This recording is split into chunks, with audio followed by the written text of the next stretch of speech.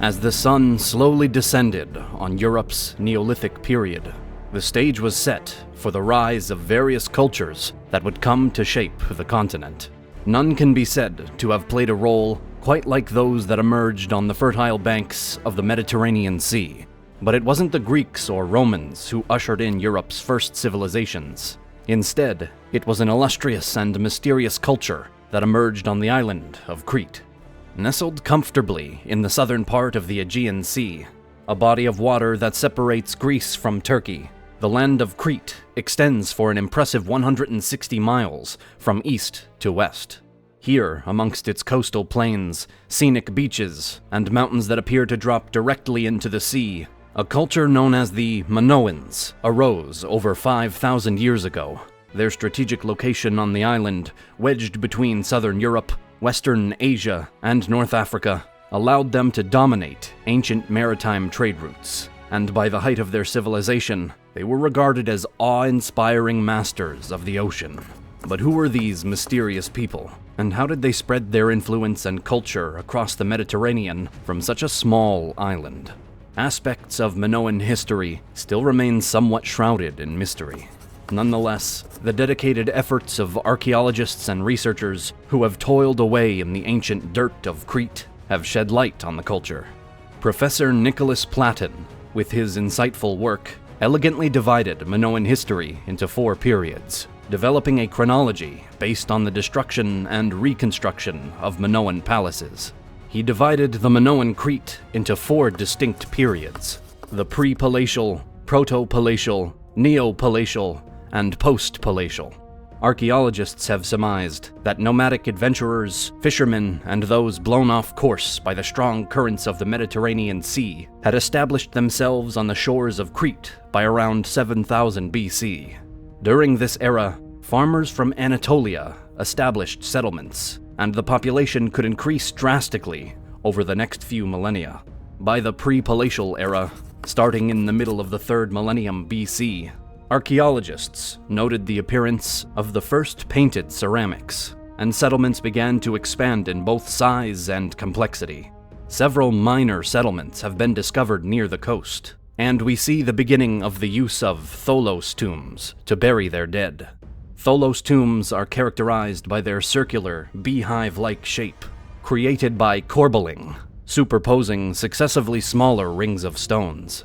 These early Minoans became masters of their environment, utilizing the potter's wheel and metallurgy to elevate productivity and efficiency on the island.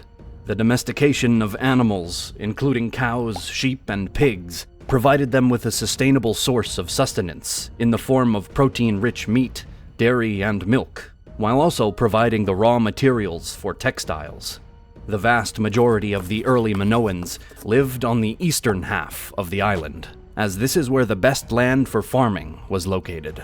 But here, they also found a plethora of trees, from which they could craft boats.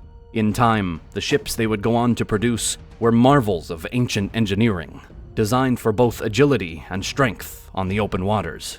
They cut down sturdy cypress trees and split the trunks in 2 using bronze tools. From here, they meticulously worked the 2 halves to form the hull, then proceeded to make a waterproof ceiling composed of layers of fabric dipped in a mixture of resin and beef fat. The ships were notable for their slender shape and long, narrow design, optimized for speed and maneuverability, making use of multiple oars as they sailed before the banks of their sacred island. Using these boats, they began sailing along the coast, increasing their seafaring expertise with each trip. Eventually, their knowledge of the ocean, coupled with their bravery, allowed them to venture beyond the shores of Crete and establish contact with various prominent regions on the Mediterranean by 2500 BC, including the Aegean Islands, Egypt, Syria, and Asia Minor. Minoan merchants exported a plethora of products, including wool, herbs, cloth, wine, and luxury crafts, whilst importing precious stones, ivory, and precious metals such as gold and silver in return. But what they prized above all else was tin and copper, 2 metals that were required to construct the bronze tools needed for various aspects of their daily lives. By the tail end of the pre-palatial period, the Minoans had established major settlements at Myrtos and Moklos. As the Minoan economy continued to flourish, this brought the culture together, allowing for intellectual advancements. This led to the development of a cryptic hieroglyphic system used for writing that was in use by the beginning of the 2nd millennium BC, and likely much earlier.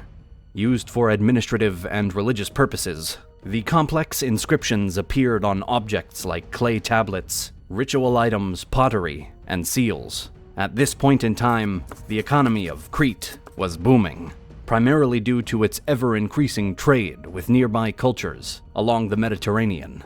We see the construction of larger homes for the emerging social classes, such as merchants, priestesses, and the wealthy.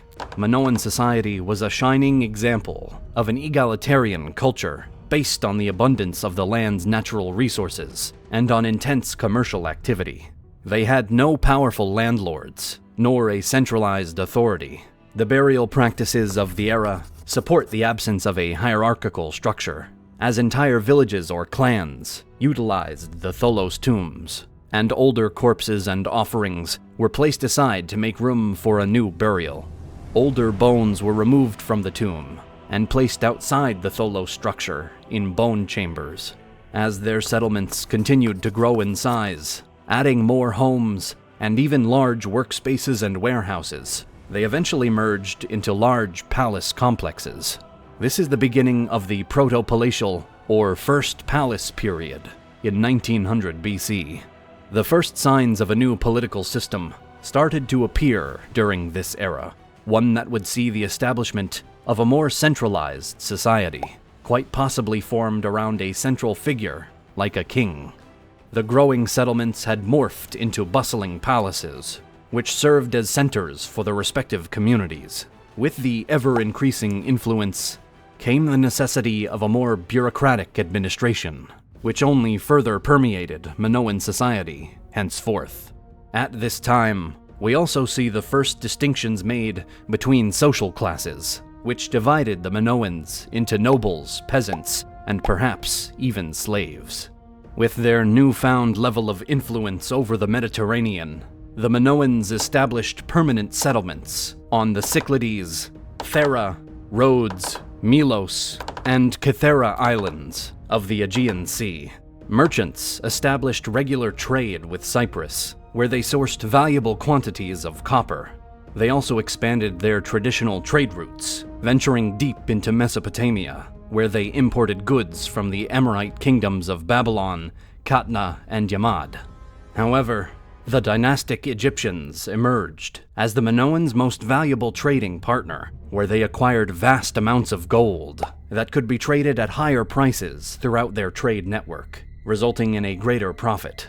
Extensive road networks were also created in their homeland of Crete, which enabled the Minoans to connect their various cultural centers.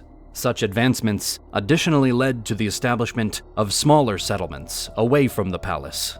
As their bustling civilization continued to grow, the Minoans implemented the use of a new written script known as Linear A by modern archaeologists. This simpler form of writing may have been introduced for administrative and economic purposes, recording trade transactions, personal information, and inventories.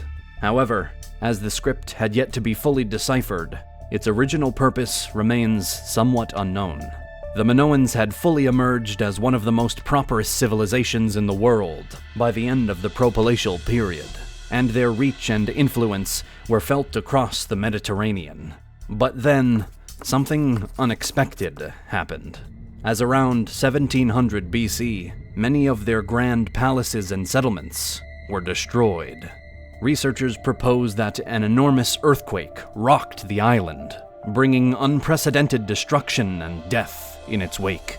However, while such an event would have destroyed many societies, the Minoans emerged from this cataclysmic event and began to rebuild their civilization, brick by brick.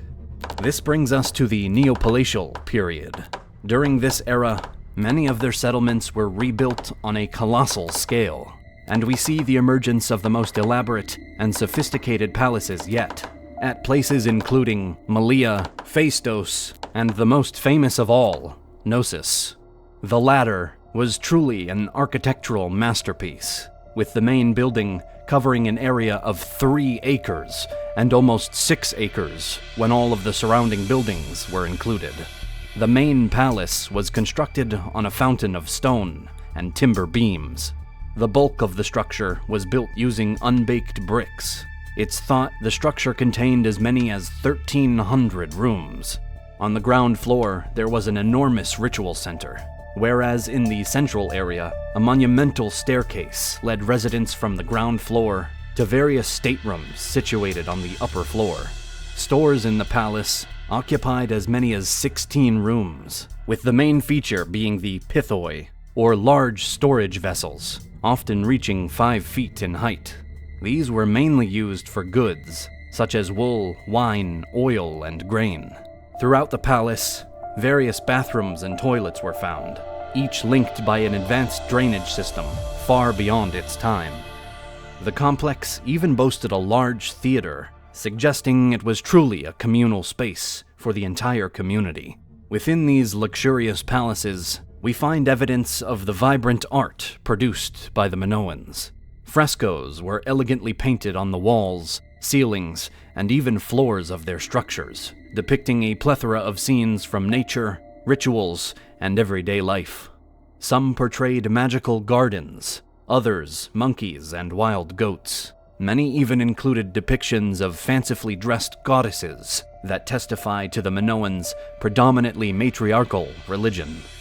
However, 2 recurring motifs appeared more often than the others.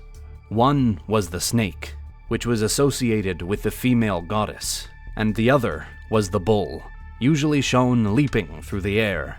Such an exquisite example can be found in the upper story portion of the east wall in the Palace of Gnosis, which depicts the acrobatic sport that was considered highly sacred by the Minoans. Their sophisticated art was further portrayed on elaborate seals and pottery, such as the famous Kamares ware, a distinctive style of Minoan pottery produced by the Minoans in Crete. Characterized by its light-on-dark style of decoration, these often bore enigmatic, geometric, and natural floral patterns. Some of the pottery even depicts women in various poses, elaborately dressed in long dresses and flounced skirts with puffed sleeves, showcasing the fashion of the era. Men, on the other hand, were depicted with dark hair and reddish-brown skin in many of the paintings. Generally, they were clean-shaven, wore loincloths accompanied by belts, and often carried small knives or swords. During the Neopalatial period, we see evidence of administrative and economic unity throughout the entire island of Minoan Crete, and its civilization had reached its zenith. Their culture not only dominated the Aegean island, but also left an indelible mark on lands throughout the Mediterranean. But just as it rose to its greatest height, another culture was emerging on the Greek mainland, the Mycenaeans. While the Minoans would ultimately influence these early proto-Greeks, in time, these warrior aristocracies would rise up and eventually challenge the Minoan supremacy in the Aegean. In the end, it would play a significant role in the downfall of Europe's first civilization.